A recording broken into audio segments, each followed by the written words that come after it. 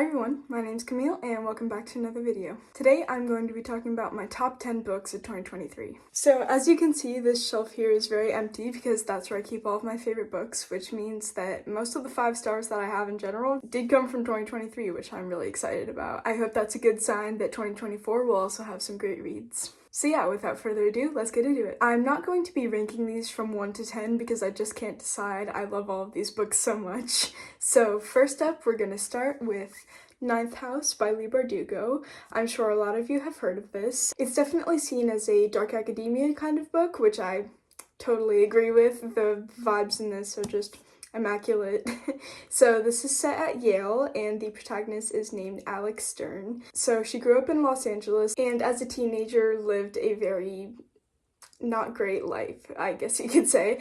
Her boyfriend was a drug dealer, she dropped out of school, and she just had to go through a lot. Definitely check trigger warnings for this book. It deals with a lot of very serious topics. And so Alex can see ghosts, so she is sent to Yale to help out with the secret societies that are there that deal with ghosts and other sorts of fantastical things that are going on there. And some suspicious things are going on with these societies, so she's trying to figure out exactly what's going on. I originally gave this book 4.75 stars, but I just kept thinking about it afterwards. And especially the vibes of this, just like the fall feeling and the Yale campus and the way it's described is just like so dear to me. Like I love the way that Leigh Bardugo wrote this book, and I love Alex, I love Darlington, who is her mentor, and yeah, I just hold this book very close to my heart. The next book we have is Thank You for Listening by Julia Whelan. So Julia Whelan is a super popular book narrator. She's done all of Emily Henry's books. She's done countless others. Those are just the ones I can think of off the top of my head, but she's a great voice actor and I love this book so much. So this is actually about an audiobook narrator. Her name is Sewanee. It's a very interesting name. And so she used to be an actress, but she got into an accident, and so now she does audiobook narration. And she did romance for a while, but she decided that she wanted to lean more towards serious stuff like women's fiction, etc. And so she goes to a book convention in Vegas and she spends a whirlwind night with this stranger. And then it turns out that a woman whose books she used to narrate, who was a very popular romance author, left her last book that she wanted Sewanee to narrate. And the other narrator that's working with her is the most secretive, most popular male audiobook narrator, and his name is Brock McKnight. So it's definitely an alias, as you can tell. But yeah, is there a connection between that secret stranger and Brock? We'll never know. Anyways, I just love the banter in this between the two characters, and I love Sewanee as a character, and it's not just a romance. Like, it's really a lot about her life and her as a person, and it kind of resembles Emily Henry's style of writing if you enjoy that. Next up, we have Himawari House by Harmony Becker. And so this is a graphic novel, as you can see, and I picked this up at the library one day and I just sat down and read the whole book in one sitting. Like, I was glued to my seat. I was probably there for like 2 hours, and I love this book so much. It's about this character now, and she goes to Japan to connect with her heritage. And she stays at a share house with some other people her age, and she becomes fast friends with them. They both go to the same Japanese language school, and they spend a lot of time together. And this is just such a heartwarming story. I love the friendship between these characters and all of their backstories, and it's so wholesome. I love it. Next up, we have All My Rage by Sabaa Tahir, and this is going to be one of 2 Sabaa Tahir books on this list. I love her books so much. So this book is about 2 Pakistani kids living in a small town called Juniper in California. So this is in NorCal, and it's a fictional town. And their names are Salahuddin and Noor, and their town is majority white. At the beginning of the novel, they have gotten into a fight and aren't speaking, and Sal is going through a lot in his family. His mom is sick, and his dad is a serious alcoholic, and his parents run an inn that Sal has to help take care of. Noor lives with her uncle, who mistreats her, but uses the fact that he saved her from the explosion that killed her parents as a way to justify his actions.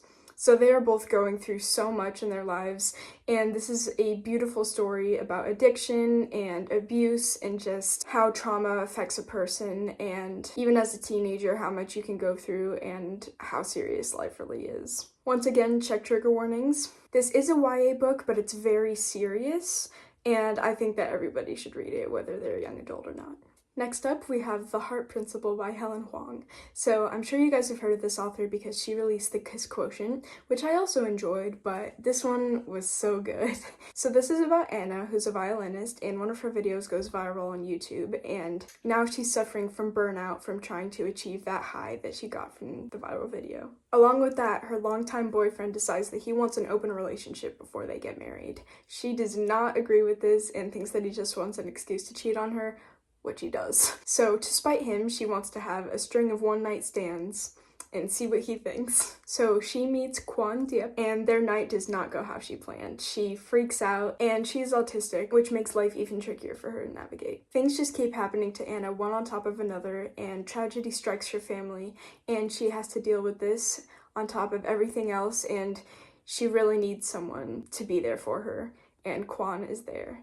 And so this is a book mostly about grief and dealing with mental health issues, and is not necessarily a romance book, so I don't want you guys to go into this thinking that it'll only be romance, because this is more than that. It's deeper, I guess.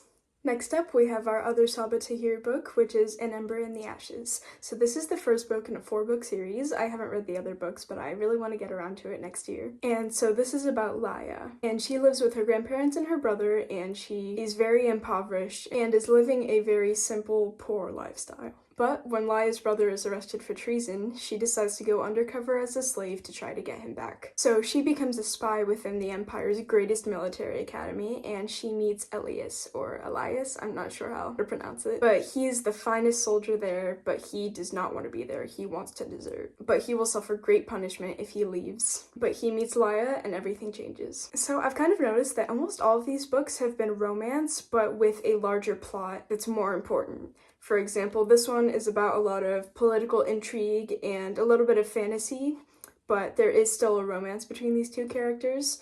There's a lot of attraction, but I think it grows more in the later books. And yeah, love this one. Not the biggest fan of the cover, you know, because there's real people on it, but once I get all the other ones, they'll match, so I'm excited for that.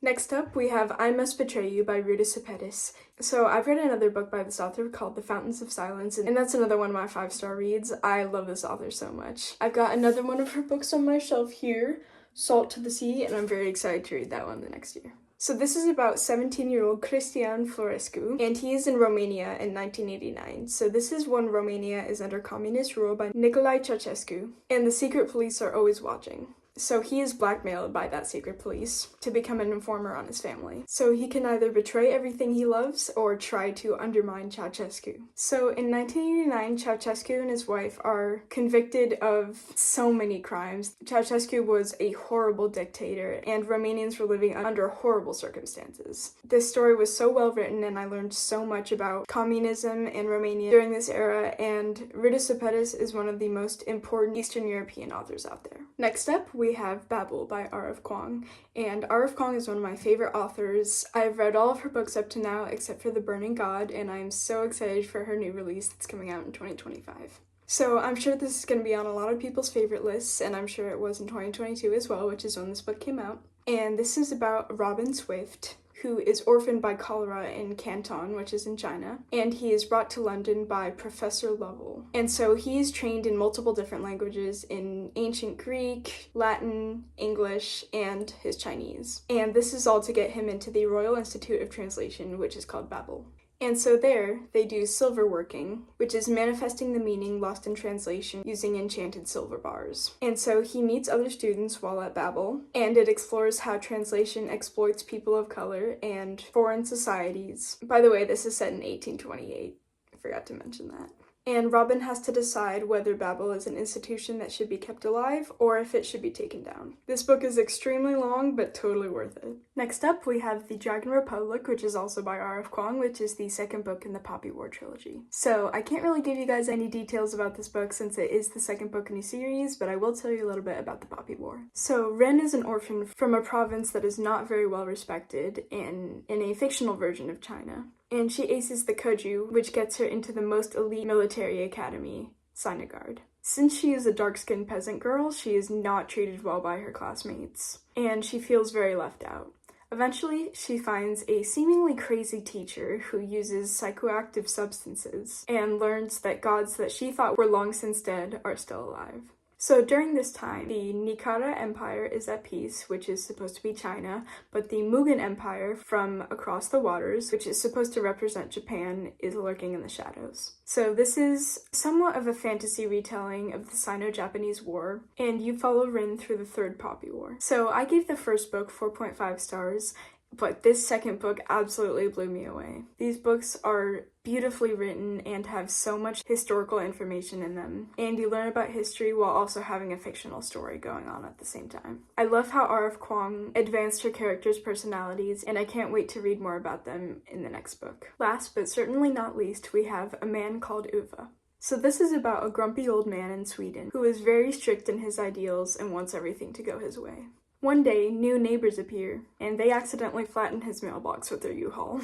This family gets under Uwe's tough exterior, and we eventually get to see how maybe there might be a warm heart inside there after all. Once again, make sure to check trigger warnings for this. Honestly, check them all for all of these books, just to be safe. And yeah, even though A Man Called Uwe came out like 12 years ago, it still holds up, and it's a beautiful book, and it made me cry, which is saying something, because I don't really cry at books or movies. And I highly recommend it. If you're going to take anything from Book Talk, read this book.